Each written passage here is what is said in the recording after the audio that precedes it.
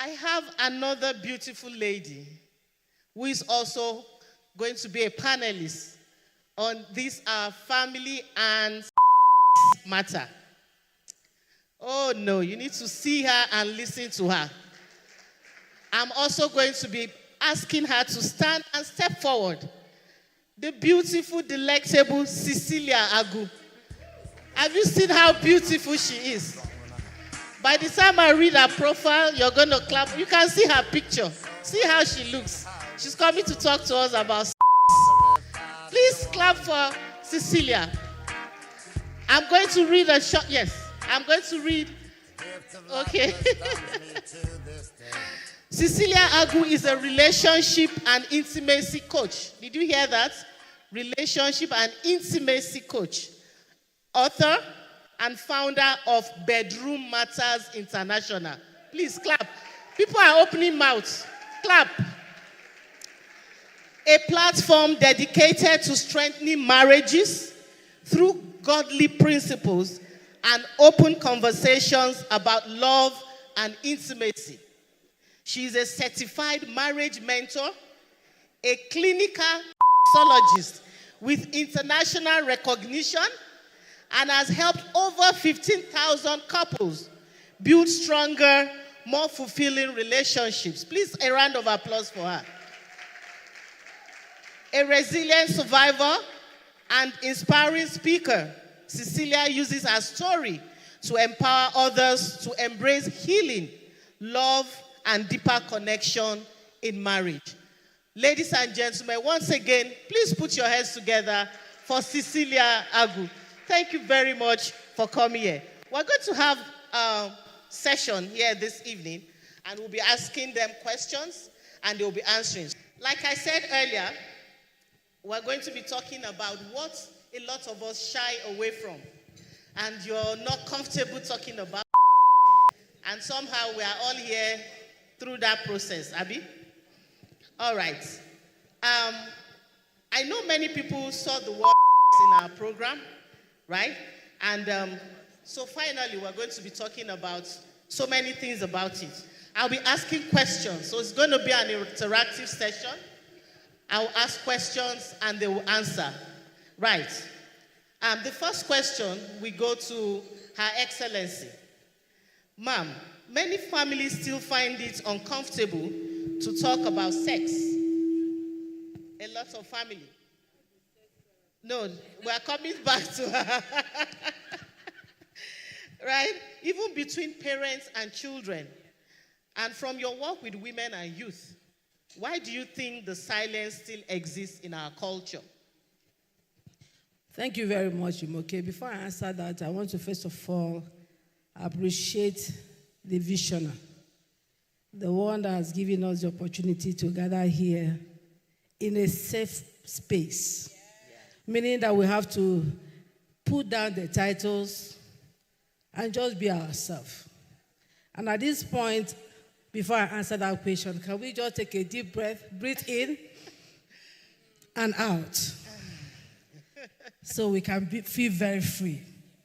So to answer your question, Jumoke, I think that the problem that we are having is, especially in families, we see ourselves as strangers or as, let's say, parents and children. For example, in my home, in my family, I want to say, because we're here to use our story to be able to see how it can help somebody out there. So for me and my family, yes, we are parents to our children, but they are more like our friends. And if they are our friends, it means you feel free to even say those things that cannot be discussed. So if you see your children as your friends, in fact, at this point, my third daughter at some point, I did not know, I cannot say this is who is her boyfriend. And I didn't know how to go about it. So one day I called her, I said, Yusi, can you please see me as your friend? I don't want to, let me be your big sister. That way you can feel free to share certain things with me, and I can also equally feel free to share certain things with you. So, then of course she went and told her siblings. He said, I think something is wrong with mom. And then I want to say, Jumoke, not to take our time. Yeah. A day came, I was driving to work, my driver was not there. And I noticed a car that was driving behind me. I was flagging me down. And I said to myself, this must be somebody that knows me very well. To cut the whole story short, just as I was about parking, the guy was coming towards me and was asking for my number. And I was shaking. I immediately, sped off. I was calling UC. I said, UC, guess what happened? He said, sis, what happened? And I narrated my experience. Now, what am I saying? Because we are now like friends, we can talk virtually everything. Whether it's sex, whether it's somebody who have toasted you and all that. Because if they don't see you as a friend, then they might run into a wrong hand, who probably will advise them wrongly. So first of all, just make sure that the home is a safe place, a safe space that everybody can be themselves. Thank you very much. Thank you very much. That's a good one. After all, we are here in a safe place. So you should also, like they say, charity begins at home. We should also make our homes safe places, even for our children. Okay, I think I like this next question, and it goes to Cecilia. All right, from your experience working with couples, what kind of damage does sex cause in marriages or relationship? The damage it causes, or the damage the lack of it causes? In both ways. So sex doesn't cause any damage in marriages. Good. We need Zero. to know that. In fact, it enriches the marriage. It's the bond, it's the glue that brings the husband and wife together. So there's no damage, it's only gain. When you and your spouse, whether you're a man or a woman, are in sync in the bedroom, you're ministering. Amen? Amen. Yeah. But when it is non-existent, when you're the one who is always making up excuses, and let me speak to the women, because we're always the ones that have a headache today, waist pain next week, your grandfather's friend's uncle that is very, very inconsequential has something to do. Basically, my point is, it's easier for women to come up with excuses as to why you should not be intimate with your legally married husband. It causes a lot of problems in the marriage. Sometimes you push a good, faithful man outside. I don't make excuses for infidelity, whether it's to the man or to the woman. But if you have a good man, if you have a great man, and you are withholding, you're actually committing a sin, because the Bible says that you should not withhold your body from your spouse. So to the women, my question is, why do we come up with excuses? I think the men are loving me. I can see their eyes. It's like I'm speaking their language. Why do we come up with excuses? We need to start to ask ourselves that questions. And the reasons are enormous, but let me stick to the question, right? The damage, lack of physical intimacy. And I'm very careful with my words. I know some of you want me to go the bedroom matters ways, but I'm reading the room, right? We also have children, and, so we have to keep it clean and classy. Amen? When you lack intimacy in your home, you open the door for the enemy. You open the door for temptation. First off, you even look cranky. You look older. Because physical intimacy is good for your overall well-being. When you see a woman who is nurtured properly, who enjoys physical intimacy in her marriage, somehow you will know she glows. So the lack of it causes breaking communication, lack of friendship and, closeness in the marriage. But let me take it a step further. If you can't have pleasurable physical intimacy with your spouse, you're not just doing yourself a disservice or your spouse, you're also doing your children a disservice.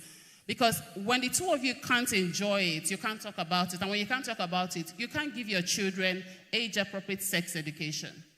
And if you don't give them that, they will learn it outside. And guess what? The world does not care about the well-being of your children. So, back to your question, the lack of physical intimacy causes a lot of harm, both physically, psychologically, spiritually, and otherwise, mentally, emotionally, and otherwise. Thank you. Thank you very much. I see a lot of us nodding. Like we said, this is a safe space, right? Safe place for us to talk and learn. It's a whole package.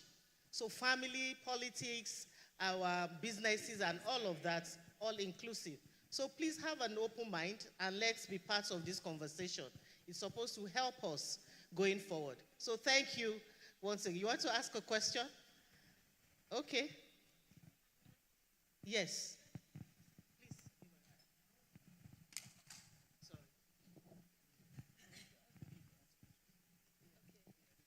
Good evening, ladies and gentlemen. Thank you so much for that wonderful presentation. It was a real eye-opener, and I think everything that you have said is very true. I work in a medical establishment whereby I'm seeing a lot of men come in who have erectile dysfunction. And when you look at the cause of the erectile dysfunction, we have found that there's been a rise in men having this case because of the economic situation, because of finances. They're coming home, they're not making the money they used to make, they are down, they go into depression, and it also affects their, we know what. So also we have found women who come to the medical establishment without their husbands, coming to complain that their husbands are not functioning in that area. So my question is, and there really has been a rise over the last 1 to 2 years of this, and especially, and before it used to be older men, now it's becoming from 35 upwards, which is very concerning. So my thing is, how is a woman expected to put up with that if a man can't perform, basically? I mean, how my sister says, have an affair. No, that's not the way. But it's a big problem whereby people are just not happy in their financial circumstances, and it's affecting sexual intimacy in the home. I don't know if anybody yeah? So that's just my question. How do we as ladies overcome that?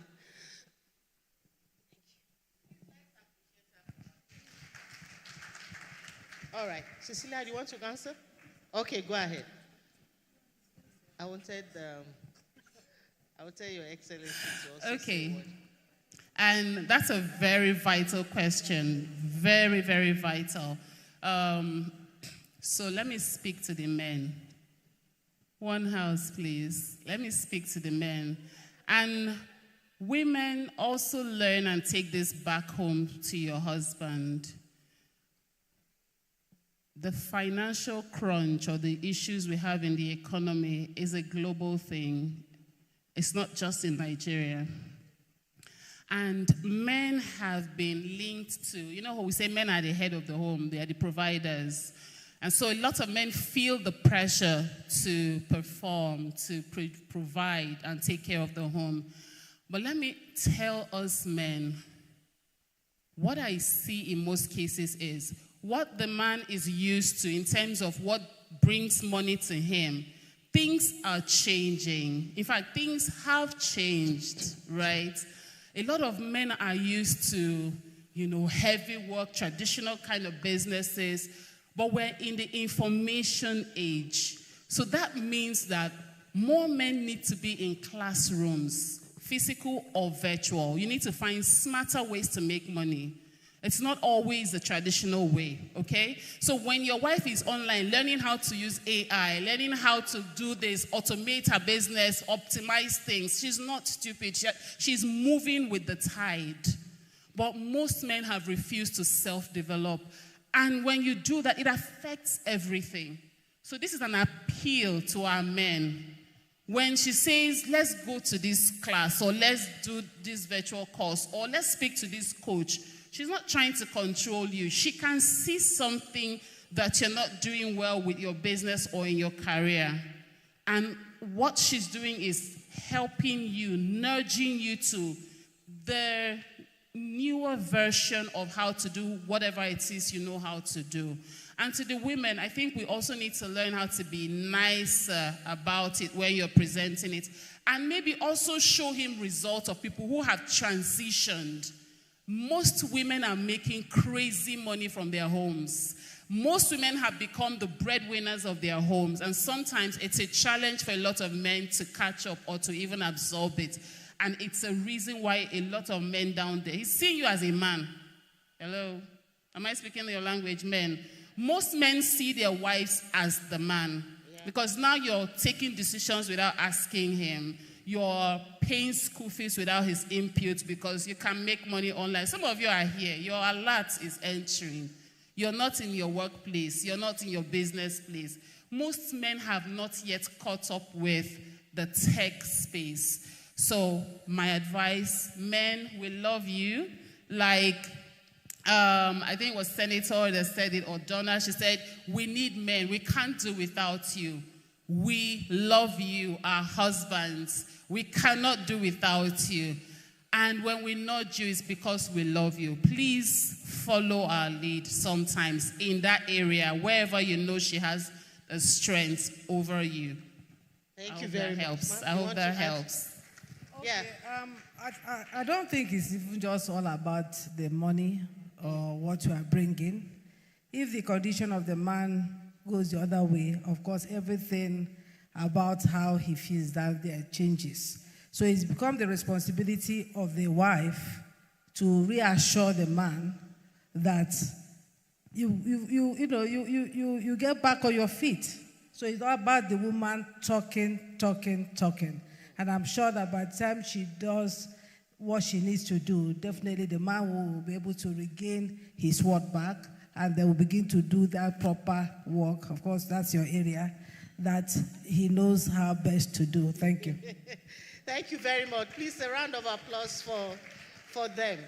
All right, I want to direct this question to Her Excellency, Ma. What role does faith play in shaping a healthy understanding of sex, love, and relationship in our children, considering the technology world that they are in right now? So what role does faith play? Juboke, you are not being fair to me. I was told to come and talk about marriage and family. This is the professor of sex matters. So I don't know why you are doing this to me. So it's family. I am passionate about the woman. I'm passionate about the family. And the point is, anything that has to do with faith. In fact, faith is living. Life without faith is no living at all. So whatever you want to do, whether it's being sex, whether it's being anything, the truth is that faith plays a very major, vital role in all the things that we do. Yeah. So as Christians, right now we're bringing it down to faith, meaning religion, a Muslim or a Christian. How do you guide the children at home, especially with the advent of technology, that they don't get involved or get caught in unhealthy sexual activities? It's the same thing we're all saying, communication. Good. Keep talking. Yes. Don't stop talking. Good. Just keep talking. Yes. Talking. If you don't talk, then somebody outside will talk. Excellent. And then that will be the problem. Yes. So just keep talking. Yes. Communication. Excellent. That's the word I wanted us to hear. So please, let's take it back and let's not shy away from engaging our children. Just like she said, She made her daughter her friend or sister, and they talk about a lot of things. Because technology is doing a lot to our children out there, and if we don't step in and intervene the right way, you will lose them. So please, let's continue to communicate, engage, and keep doing that. Don't stop. Thank you very much, ma. Jumoke, yes. I have a question for Her Excellency. Okay. Is that okay? That's fine. I said one day, in fact, Olori, thank you so much for this opportunity. This is a dream come true. I said one day I'm going to sit in the same space with this woman and ask her some questions. I've been privileged to meet her. She's my husband's other mother, but we have kind of disconnected after a while. But my question is, or what I've always wanted to ask you is, how did you raise your children the way that you did? See, I'm always looking out for the fruits. There's some people that have identified that their children will mentor my children, because it's not just in who you are, your first lady or whatever position that you hold or that you're wealthy. It's also the legacy that you build and the children that you're raising. I've been opportune to work with some of your children, and they're the most respectful, down-to-earth children that I have ever met. Yeah. One day I saw one of our daughters in Wuse Market pricing fabric. I'm like, please help me. How are you struggling fabric with the commoners? I'm talking when they were still in the government, like when her father was still governor of Imo State. And she's like, no, we're picking. Don't struggle with say markets with me. You should be sitting down or, go to some plazas. And so how did you and your husband, especially with everything that you've accomplished, I think that's very, very important to me, maybe to some people as well. Well, God. Then secondly, God helped me particularly at the even early age not to see my children as children. The only person, as far as I'm concerned, that is still a child is that child that is in your womb. The one that you are still breastfeeding is not even a child. That is the truth. Because as she's even sucking the breast, she's looking at you, she's understanding your moods and everything. So the mistake we parents make is that we see our children, in fact, whether they are 5 years, 18 years, 20, they are still children. No, they are not children. So the other thing I want to say is that even at the very early stage, we call them for meetings. Even when they were in nursery school, my husband will always say, we'll go and tap them. When the sleep is still sweet, come for a meeting. And we're discussing matters, real issues. Telling them that, I remember talking to my boys when they were very small, and I said to them, if you want your daddy and myself to live for you people, it's not these cars, it's not anything, it's your character, it's your behavior. It's the ability for somebody to see you out there and he or she will clap for you. So, and you have your name to answer. I remember telling one of my sons, I said, do you remember those children in the village that used to have running nose? And I said to them, those are the children that at the end of the day become somebody in life. Because those privileged children, today is Grand Square, tomorrow is Silver Bed, tomorrow is, and they think that is the way the life is. And with that, we talk real issues. Again, I want to say, most parents make the mistake of the people living with them, either the house help. They don't understand that the children are watching the way you treat them. Most home, there's a separate food for the housemates, and there's a separate food for the children are watching. So for me, in fact, I can never remember any day where any of my children growing up will not ask the maid, Auntie Chien, can I please take this from the fridge? Is their father's, but can I please take this? Because the truth is that if you allow your children to disrespect even those your workers, Tomorrow, when those workers are not there, they will not disrespect you. So you have a responsibility to know that, in fact, at a point, I must say this. Yes. It got to a point where it looks as if that my children were preferring my husband, loving my husband more than me.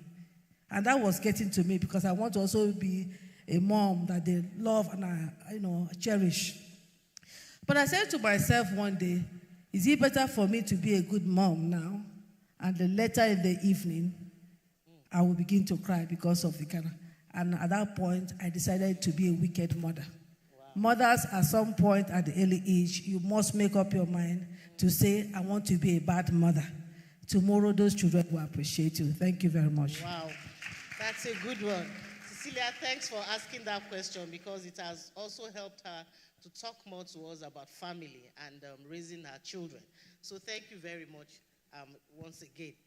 Cecilia, I'm going to ask you this question. How can couples communicate openly about their sexual needs and expectation without it turning into conflict or guilt? Okay, so this is very touchy. It depends how you started. If you started off not being open or talking about issues like this, it would be a struggle. That's the truth. It's not magic. It's not a prayer point. It's something that you have to eventually gradually learn how to do. We have a couples games card. It's a deck of cards that we created to sort of help this kind of conversation, because in counseling or coaching, most times people hear, do this, but they don't know exactly how to do what you're telling them to do, right? So if you put a couple who have never talked about sex, for instance, in the room and tell them to talk about it, they don't know where to start. They don't even know the right questions to ask, right? So it's important for you to learn. Again, this is an avenue to learn a few things and go back home with. Those cards have interesting questions that open you up to answering and then getting to know each other. First off, you have to kiss for 5 seconds before you start asking the questions. So you see, you break the ice in the room, and everybody is mandated to answer the question, no judgment, And then the easiest thing to also do is to start to see sex as a beautiful thing. We all think that sex is a taboo. It's a taboo topic. You're not supposed to. In fact, when I started Bedroom Matters, I got a lot of backlashes, a lot, even from the people you least expect. I have a reverend father in my family, my dad's younger brother. He did not call me. He did not call my dad. He went on Facebook and blasted me. Yeah. This is not the kind of topic you talk in the public places. With all due respect, you're a reverend father, I'm a married woman. It's different. Right? We need to start to see sex as a beautiful thing that God created for the right environment, which is for a husband and a wife, not a husband and, amen? Yes. When you start to see it as a beautiful thing that created all of us, take a look around. Look at the next person. Every person here is here because a man and a woman enjoyed intimacy. True or false? So we need to take away the shame from the topic. I know it's an interesting topic. Let's come back to the room. Let's come back to the room. We're going to have more of this, even if it has to be virtual, so that we can answer these questions more in depth and take it, just as it comes. So how do you start? Take away the shame. Sex is a beautiful thing. When you see it like that, you can start to ask questions. You can start to talk about things. Then you also need to learn to write. So I found out that it is easier to write than to speak about it. Are we all together? It's easier to write. So let me give everybody here a task. If a married man or a married woman, take out your phone, send a message to your husband or your wife. If you're single, you're exempted. Don't try it. Don't try it. Tell your spouse. I'm serious. I'm not saying the phones. So when I teach, it's practical. I will tell them what to send. I will tell them what to send. Are we ready for this exercise? Yes. Yes. Are we ready? I'm ready. If you have your phone, let me see your phone. That's how I know you are ready. Fantastic. Now, think about the best night of your life. Think about it. Shebi people ask me a question. I'm giving you a practical answer. Yes. Abi, we don't want practical answer. Please go ahead. We want. Think about your best night with your spouse. Are we still together? Yes. And message them. Just say this, Can we remember, for those of us that are already 35 years in marriage? Remember the recent one. So remember the recent one, the most recent one. Yes. You know, and tell your spouse about it. Like, babe, I'm somewhere and I just remembered XYZ night. It might be your birthday. It might be the last time you were on vacation. It might even be last night. Just type it and send. That's all. Some of you, your phones will start to buzz. Your phones will start, your husband will pick up the phone. Babe, is everything okay? Who is holding your phone? Do you want something? Exactly. All right, so let's come back to the room. This is a simple exercise, and every time it works, right? Take away the shame, you know, start small. If you're the type that have never talked about it, start small, send messages, get game cards, get into circles where these kind of things are discussed. The healthy circle, because there are some people who are perverted. Look for healthy circles. And if you don't have one, just go on Instagram and search Bedroom Matters. Send me a DM. That's it. We'll start from somewhere. Correct. Thank you. Please give her a round of applause. All right. Remember, we are talking about family and sex. Okay, Cecilia, because Your Excellency said you are the professor. So I'm going to be directing the one that has the sex to you. So there's a common belief that men want sex, women want love. Is that still true in today's marriages? Men want sex, women want love. So the thing is, a man feels love by how much physical intimacy he gets. Am I speaking your language, men? Just give me thumbs up. You don't have to raise your voice. Said yes. Right? Good. So he feels love because you're always available physically, sexually. A woman feels love, how she wants to be loved, before she can open up for physical intimacy. So men are visual, you know. It's why you and your husband are just quarreling now. You're still fuming, you're still angry. And you pass, and the man sees some dangling things, and he has switched. He's no longer angry. True or false? True. So, and if you don't give him that time, he feels like, she doesn't love me. And honestly, psychologically, this is what goes on in their head. I'm speaking because of experience and training and, you know, because of the work that I do. The man feels, she doesn't love me, I'm not good enough, I am not her best man anymore. Just all kinds of feelings. Sometimes we women think that men don't cry or that men don't feel. Emotion. I can see some of them smiling at me. They cry, they just cry differently. Mm-hmm. They won't come in front of you and tear up. But in their secret places, they cry. Now, the women want you to love them how they want to be loved. The disparity here is the man thinks he knows how his wife wants to be loved, but he's never asked her, how can I love you more? What can I do for you today to make your life better? Let me share a quick story. There was a woman that came to me one-on-one, and she wanted to learn how to satisfy her husband. I'm like, no, I don't teach women how to satisfy their husbands. I teach you how to enjoy yourself, because if you do, you'll be the one initiating in most cases, right? And when we started the work together, it turns out her love language, just very weird, that her husband does not call her parents. Even when they call, he doesn't pick up. And you will be wondering, that's the thing. And when the man learned to check up on her parents, because it means that her parents mean a lot to her. Call my dad on his birthday.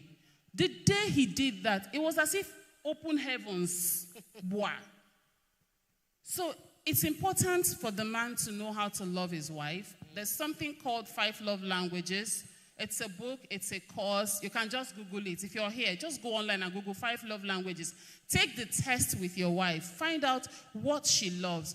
And we also need to understand that love languages change per time. So there are 5. I don't know if you know them. 5 of them. Number 1, physical touch,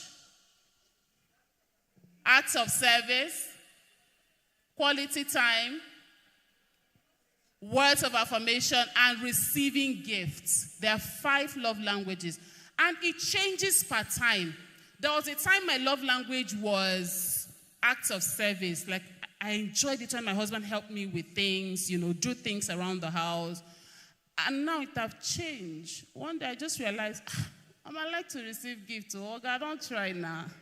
I love to receive gifts. So, you need to know your love language, and you need to know your spouse's love language, and then you need to communicate it. That way, both of you are served in the way you want to be served. I hope that helps. So for the man whose love language is physical touch, Auntie, the Bible have mandated you to not be hiding it. Don't be making excuses unless you want to pray. But for a limited time, so that the devil will not tempt you. Praise the Lord. Please, my Muslim sisters, I'm not exempting you. Just understand that I am Christian first. All right. And I hope that there's also a part of the Quran that also speaks to what intimacy should be in a marriage setting. Thank you. Thank you very much. Wow. It's been an amazing session. Do we have questions? We can take 2 questions. One that borders on family and then sex. Okay, we have a question then. Okay. Your Excellency, I work in a school, and every single thing you said is what I do in my home, and I do it with the children. We're having an epidemic of children. When I talk to them, I can see them in the school, and I'll go to them and I'll say, what's wrong? My mother's never home. My father's never home.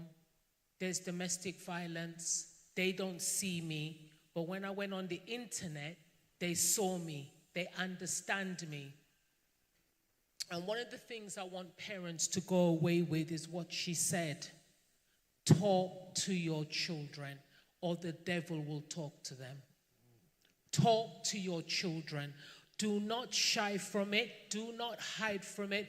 With my children, my older children, we talk about their sex life. We talk about what are their aspirations. And then I ask them, how am I doing as a mother? What am I not fulfilling in you? And so the truth is, and you have to keep on, in our house, God number 1, God number 2, God number 3. Because I tell my children, there's no other way out. We are in an epidemic. The internet is grabbing our children. You cannot just leave your children with the phones. You will buy a child at 7 a phone. For what? Oh, because their friends in class have it and everything. But then you're not following those children with the phone all the time. And the phone becomes the mother, and the phone becomes the father. And then all of you are left wondering why that child is taking drugs, why that child has developed HIV, why that child will tell you, go to hell, or that child is an alcoholic. Because it's happening, guys. Yes. I run a school. I know what we've seen. I know how I had an assembly on homosexuality is wrong, and the children told me, what am I talking about? It's their body, and if they want to do what they want to do, they want to do it. Why? Because the internet told them. Keep the phones away from them when they're young. Keep the phones away. The radiation in their brain, the lack of, keep it away. And instead, have your meetings and talk to them. Have your prayer meetings and talk to them. Because no amount of money, nothing in this world will bring back your children when they're gone. Nothing. That's what I have to say. Thank you very much. Yes, ma'am. You were talking about sex and all that, but I want to talk about password. I wrote a book called Password. Wow. Because at times you see relationship or family breaking over things that doesn't require for them to begin to have issues. So a woman, a man, you should have the responsibility of trying to figure out the password of your spouse. What is that thing that you will say? What tone will you use to say it? What is that thing that you will do? How do you say it? At what time will you say it? To some, talking will make the man or the woman do what you want. To some, keeping silent.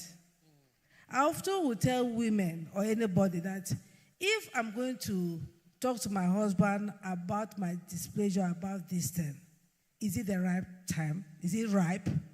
So it takes me like few weeks, 6 months, as the case may be, because I want to make sure I say it at the time where I will get that needed result. So you need to be able to study your spouse, not even just your spouse, study your children. What is that one thing you will do? How do you say it? I don't believe there is a genius.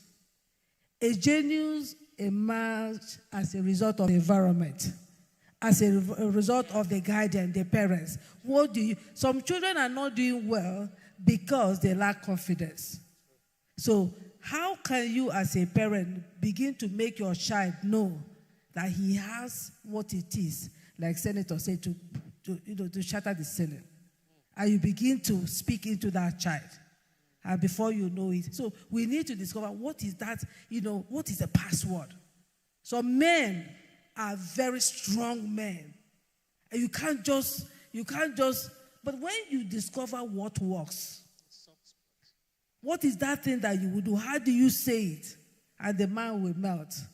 And they will think there's something that you have done. You have caged the man. You have not caged the man. You have simply found out the password of that man.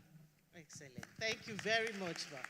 Thank you. Yes, please, can you get the microphone over there?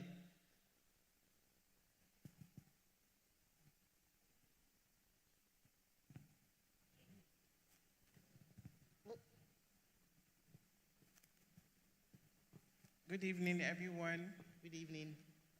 First of all, talking about sex and family, I sometimes have a notion when I hear talks about sex, like women are meant to be objects of pleasure for men, because we heard a lot.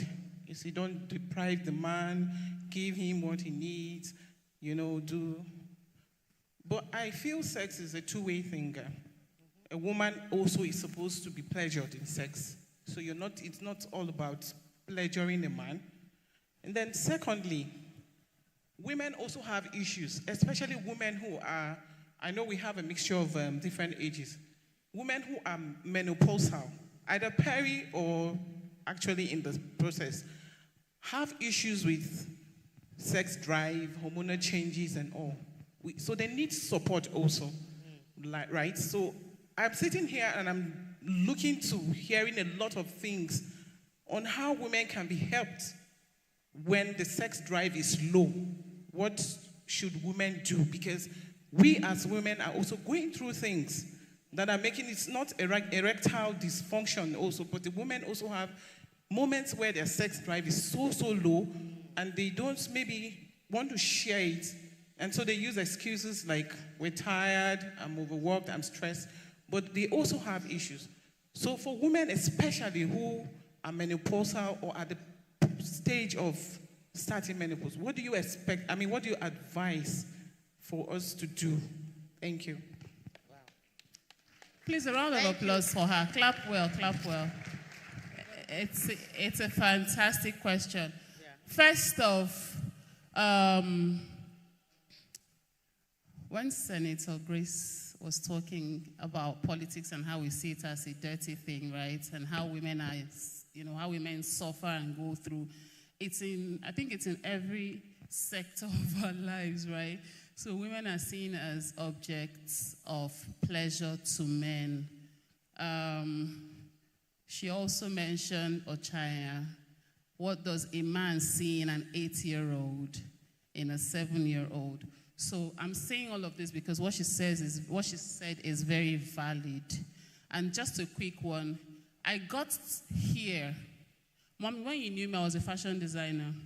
The switch came from a deep burning pain. So I'm also a rape survivor. I was sexually abused from the ages of 7 till I turned 10 and found my voice. So I understand what it means for a man to see you as an object of pleasure for himself. But that's why I said, when you come to me and you want to learn how to pleasure your man, I'm not the coach for you. I don't teach you how to pleasure a man. You need to learn to enjoy sex as a woman. If this was a more closed-up group, I usually come with my working tools, and by that I mean models, things that I used to show you. Women, you need to understand that God is partial about you, including your sexual pleasure. In fact, God created sex for women more than for men. I'm sure that's shocking to a lot of people. I can see the wonder on your faces. Let me explain. And I'm talking biologically. We'll have, correct me if I'm wrong, the medical practitioners in the building. Your entire body as a woman is an erogenous zone, meaning your body is supposed to, be sexually aroused if the right things are done. And the right things can be done when you learn about yourself and about your body, right? Yeah. Most of you know the woman's sexual, organ to be her pleasure zone. Yes or yes? Yes. And the man's own to be the pleasure zone as well. Yes. Do you know, please permit me, if we have children, can we close their ears? Because I need to explain a few things. I'm sorry. The man's penis is, when he goes in and out, he's good, right? It's his pleasure stick. Let me use that. Do you know how many nerve endings are in it and how many job function a man's mantle does? Let me call it a mantle. That's where he ejaculates from. That's where he pees from, right? So it's multiple job description. And he has, give or take, about 4,000 nerve endings, right? The nerve endings, sorry, for those who are not, let me explain it in a very simple term. They are the things, all those little silly things that help the man to feel the pleasure that he feels when he's aroused. Do we understand now? Yes. Now, the woman's body, on the other hand, what you all call clitoris is just a clitoral hood. The one you see when you open up, what you see outside, that's not your entire clitoris. Your clitoris is a mini penis. Am I correct? Yes. If you want, when you go home or if you get your phone, Google the picture of a penis and a clitoris side by side. You'll be shocked. Now, the clitoris is there simply for pleasure. That's not where you pee from.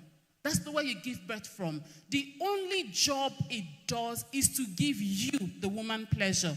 Your Father in heaven created you like that, as a pleasure-filled person. The bad part is, again, forgive us, we love you, the men. Men are the ones who decided at some point that we need to circumcise women. There's no biological reason or medical reason why a woman should be circumcised, other than to stop her from enjoying the gifts that God has given to her. Most of your body parts were named by a man. Oh, yes. So the man is telling you about your body. He's telling you about stuff. Until we learn to see this as a gift from God and learn about yourself, you will continue to feel like an object of pleasure to the man. Now, when you know that God gave you see that 4,000 nerve endings the man's penis has, the woman's own has more than double that. So if you think the man can just come and just enjoy himself, you can do it in seconds if you know yourself, you know your body, and you're open to learning. And that's why we need to be self-aware. So my sister, the truth is we are in a world, like she said, it's a man's world, but it can also be a woman's world. Like she also mentioned the password, find what works for you. And don't be a sexual pleasure. Don't be a sexual, what did she call it? Object to the man. At this point, let me digress. Please, women, let us learn to teach our children, especially our girl children, to dress properly. You see, we're in the woke world where it's their body, it's their this. 7-year-old, 8-year-old, they're wearing crop tops. You're teaching them how it's okay. That's how you objectify a girl or a woman. I'm not saying that every man that sees them and feels a certain way is doing right, but let's also make sure we're not the problems. That's on the side.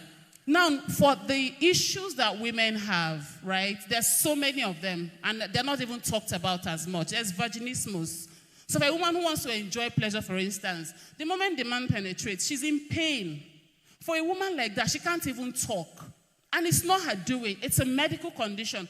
How many times do you go to the hospital to do a full body check, blood work and all of that?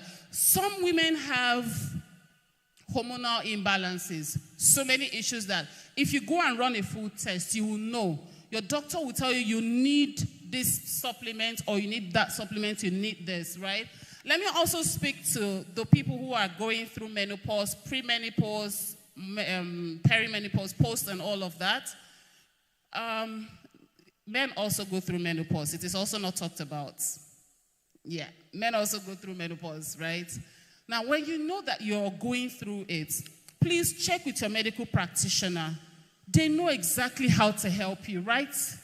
They know. If you run certain tests, and they say, okay, it's not medical, it's just, it will pass. Maybe over time, over a few months or years. It now brings you to the part where people like us, know what we're doing, or your psychologist. Because again, the woman needs to have a beautiful relationship with your husband. Your husband needs to be your friend. You need to be able to talk about stuff with your spouse. And they also need to come to you for medical checkups. Recently, I went to do my routine checkup, and my husband was there. They called him to come in and check because he needs to know what you're going through. If he doesn't know, he cannot help you. A man who is well informed that she's going through menopause, she's going to have hot flashes, she's going to have mood swings and all of that, and he's now told how to manage it when that happens. You see that you're not talking about sex being a problem, because when you're in that season, he's able to say, babe, I understand what you're going through. Just take it easy. With time, you'll feel better. That's one. Two, there are supplements to help. Nigerians, we think that, we're above certain things. Take supplements. Ask your doctor. Don't just go and buy off the shelf. And then there are natural ways to also help you, because as you get through menopause and you age, your vaginal lining starts to thin out, right? Your estrogen level goes down. And the estrogen is what is responsible, for instance, for the wetness of the vagina. So when you say get aphrodisiac, for instance, they say it's a deadly thing. It's a taboo. They use it for voodoo. Yes, some people do the diabolical part. So look for people who say things like Gorontula. Watermelon is fantastic, right? Pepper, your pepper. You see, that's why a lot of Yoruba women, they do spice. When you spice things up, amen? There are natural things you can use to help yourself. But if you have some serious issues, please do not hesitate to go to the hospital. Even the men, a lot of men have ED. They will never go to the hospital. They will never go to the hospital. So it's important to note, and I hope I was able to answer your question, right? And to anybody who is going through this, even if you're not, make sure to take this back to your friend, your family, or just help them. There are natural things you can take, and there are medications that you need, but you need to see your doctor to help you. Wow, thank you very much. Wow. It's been an amazing evening, packed full with information, knowledge, sharing, and all of that. We want to appreciate you. You want to say something? Oh, just a question. Because we're rounding up. Okay, just a small one. About expiration, in terms of when a man reaches 30, 40, 50, or let's say 30, 40, he's still a hot cake. But when a woman reaches a certain age, she's seen as expired. And I think that as the years have gone by, women have become more entrepreneurial. They've become more business orientated. So a lot of them kind of prioritize business, and then by the time they get to 30, 35, no relationship, no man. And I mean, there's a lot of older women out there who don't have men, and a lot of these men out there look at them as expired, basically. So my question to you is, how does a woman of like 30, 35, 40 who doesn't have a partner, how do they become more appealing to men? Or I think you know. I understand. How do women who society sees or terms older, right? Yes. I think that's a notion that I used to believe when I was a lot younger as well, that once you're 30, in your 30s, so let me speak. This is two parts. There's a part of physical appearance, which again, one house, please. One house, please. Can we all listen, please? Can we listen? Thank you. Please do, the young girls here, the single women here, do not look appealing for a man. The goal is not to look appealing for a man. The goal is to look appealing for yourself. It is to love yourself. Self-care is very important. Take yourselves out. Don't wait for a man to take you out. You're looking for a relationship. You're hiding in your home, because a lot of us work from homes now. The man will not find you inside your home. Go where they are. Look the way you want to look. And it's important that women need to also start, learning from, on social media, I have a lot of stylists who will help you style your body type. Because we also think that plus size women don't get the best men. Big lie. I've seen plus size women who love themselves, who know how to dress themselves, get the best man in the room.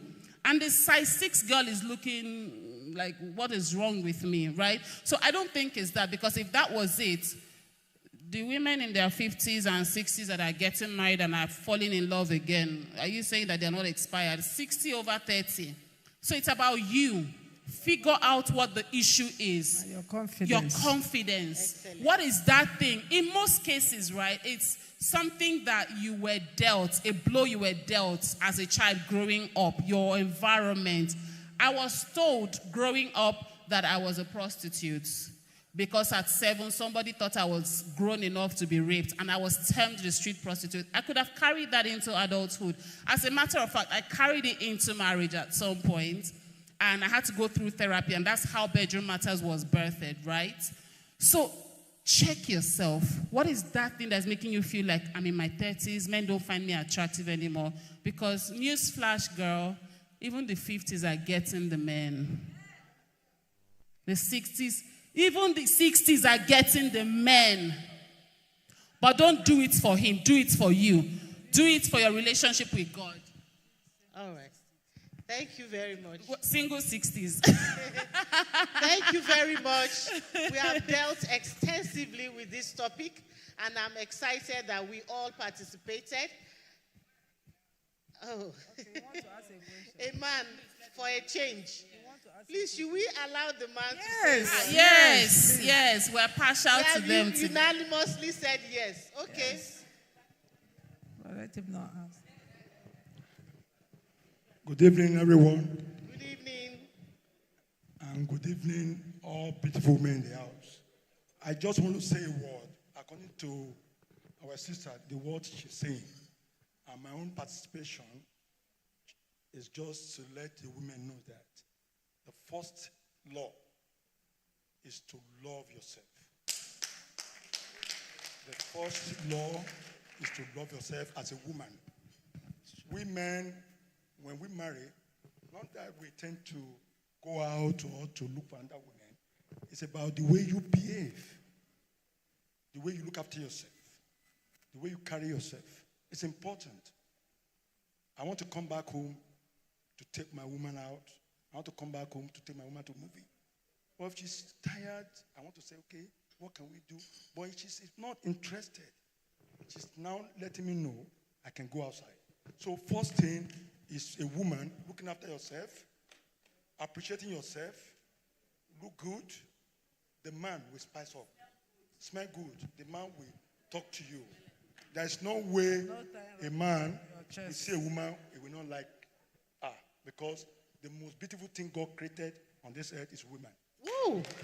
Please, let's clap for him. Thank you very much, sir. Thank you. All right, ladies and gentlemen. Jimmy, okay, I just quickly want to just wrap up, right?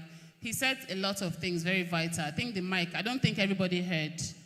He said to look good, enjoy yourself. Women, rest. Growing up, I thought that being a woman means you're able to do everything. Rest, find time, rest. Take time out, sleep. Sometimes lock your door and tell the children, this is mommy time. Go out with your girlfriends. Go and see a movie. Go dancing. Go to comedy shows. Buy tickets. Go to comedy shows.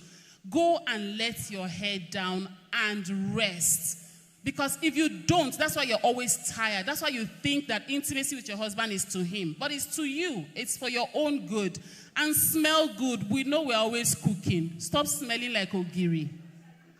Mommy said, stop tying wrapper in the house. Most of you have wigs on when you're outside. When you're at home, your cornrows are 7 years old. Please, let's look good and smell good as well.